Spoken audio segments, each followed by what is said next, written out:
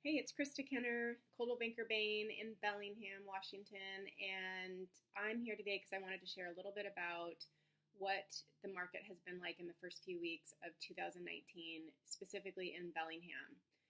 I have been working like crazy. It's been super busy, and I've been primarily working with buyers. So I wanted to just chat a little bit about what it's like to be a buyer, especially in the 500,000 and under category, especially if you want to be close to downtown or anywhere near that downtown core, um, which is the type of buyer I've been working with recently.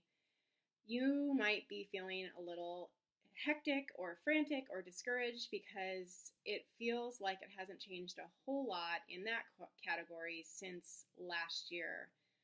And we've been having a lot of multiple offers. It's just been a pretty hectic, crazy time. So I've been reflecting a lot about, some of my folks have landed their home and in a multiple offer situation and they're thrilled. And I have one person who's had some continued disappointment. And I've been reflecting a lot about what it's taking to actually land your home in Bellingham in this current market right now, which I kind of anticipate might feel a little bit like this for another month or two. The interest rates are really low, so there's a lot of motivation for buyers to land something right now, and our inventory levels are really low. And typically as we head towards spring, we'll get a little bit more inventory coming on the market, and it might diffuse some of the multiple offer situations and just be a little bit more balanced. But for the coming month or two, I kind of anticipate it to be a little bit more of the same. So my first tip for buyers who are feeling discouraged, or maybe they're about to enter this process and they're wondering how to do it well, is that you need to partner with someone, a realtor who you have a gut instinct about, that you really feel instinctively has your best interest at hand, because this is a huge financial decision and you're going to be looking to that person for a lot for how to craft this offer, and what price should we be looking at here, and what are all the different ways to notch up the offer to make it competitive. And so you need to be working with someone who you really can trust, and you need to be working with someone who you really feel like they have your best interest at hand and they're going to represent you super well, even if it means that it's going to be more work for them or a harder job for them. That's the type of person you want to be partnering with. And it kind of is related to my second point, which is that once you found that person, you need to fully trust that person. If you're a motivated home buyer, your realtor's job in this crazy seller's market is to get you in first position, and your job is to help them help you get in first position. And sometimes that means stepping aside a little bit and looking to them for advice and counsel on how to get there. Because remember, you've already chosen that person, you've read the reviews, you've talked to people, however you found them, you've had conversations with them, and you feel like you can trust them. So now you need to walk the talk and fully put your trust in them. This process has been a little bit more challenging for people who tend to maintain more control, and if they want to control every little part of it, that's the type of situation where I'm having a little bit less success than folks who are like, all right, let's do this. Like, let's have this conversation. I trust you. What should we do? What can I do? That's a situation that's going to be easier to set you up for success. And so I just kind of try to advise people to, I know this is hard. I know this is stressful. Let's, ask me any questions. Let's have dialogue about this. And, I will advise you on the best course of action if you want to land this house.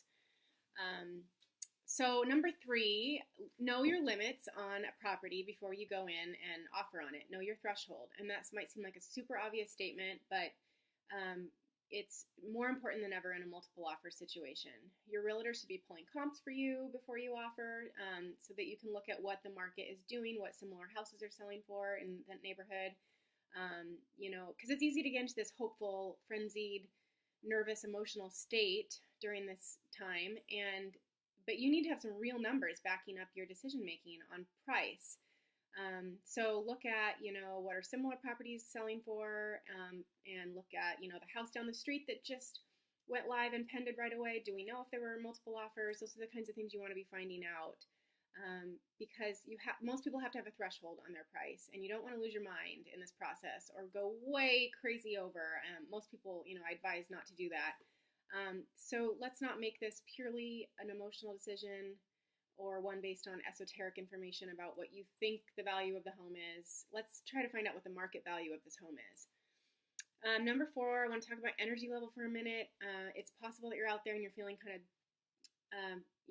of frustrated, and you've been out there pounding the pavement and looking for homes and getting beat out, and maybe you're wondering, is this meant to be?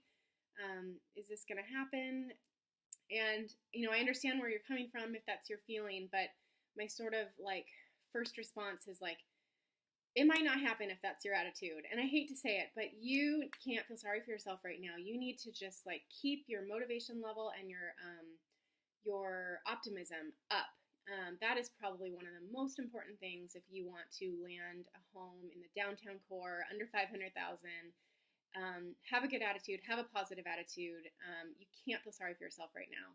Houses are selling to motivated buyers, motivated, optimistic buyers, who are trusting their realtors and have a good team going for that offer. And if you have one iota of an inclination to kind of retreat during this process, sellers through their agent, their listing agent, can sense this. And a good listing agent should be ferreting out things like motivation level for the buyer of all the offers coming in. And they want the deal to go through. And so if your agent can't fully stand behind your offer with confidence that you are in it to win it, should nothing go wrong with inspection and all that, it's going to be a reason for the sellers to choose someone else. And so take some time to reassess your own motivation level.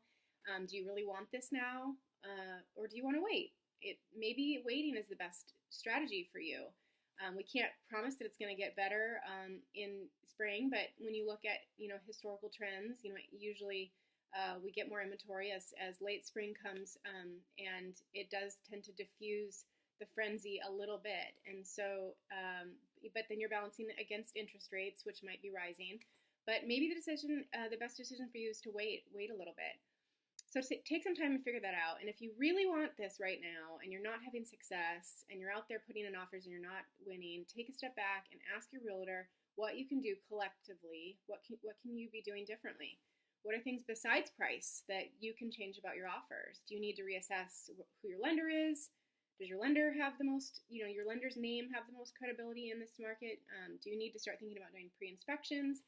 Do you have the budget for that? Do you need to lower your price point a little bit? On your home, on the homes that you're looking at, so that when you find one that you really love, you can actually be more competitive because you have more room there to go up when you have a multiple offer situation. And what does that look like? Does that mean you have to look in different neighborhoods or different area? Are you okay with that? Partner with your realtor and figure out how you can tweak your strategy for greater success. So those are my top tips. That's when I'm doing some reflection on the success that I've had in the last few weeks and the disappointments that have occurred in the last few weeks. That's the difference. Those are the things that are happening with my people that are landing the homes, and they're happy and excited to move in the next month or two. And so I hope those tips are helpful. And if anyone has any questions or needs some advice, don't hesitate to reach out.